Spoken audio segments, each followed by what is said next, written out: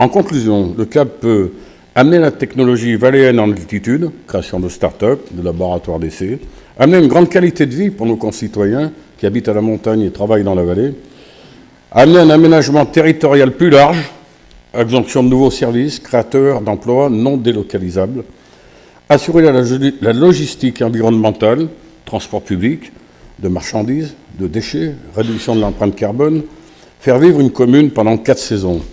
Face au changement climatique et à la nouvelle donne, seule l'innovation peut nous permettre de maintenir une activité économique respectueuse de l'environnement et garante de la vie en montagne.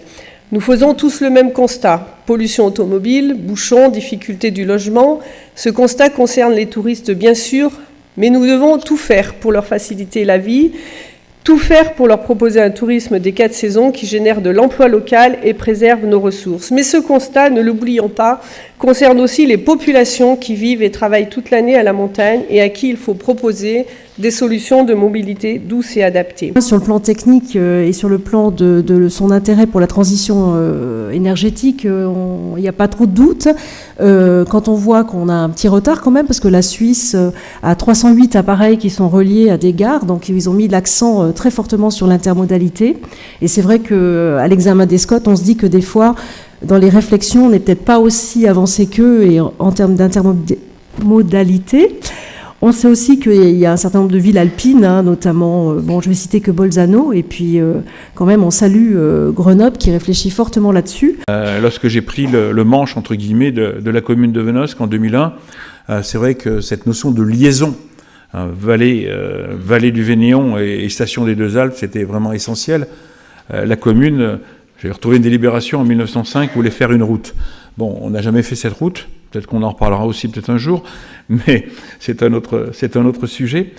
Mais ce lien, il est essentiel.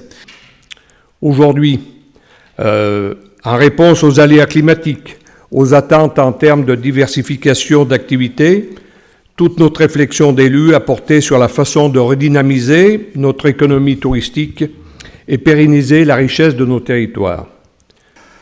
La liaison, comme ça a été exposé dans les 2 précédents projets, c'est effectivement de raccourcir l'accès. Donc on fait, actuellement on est entre 20 et 30 minutes pour y accéder. On va passer à peu près 8 minutes avec cette liaison qui est tout à fait directe. Donc je ne vais pas vous parler uniquement, moi, du transport par câble. Ce moyen de transport est juste l'outil logistique d'un projet d'aménagement global.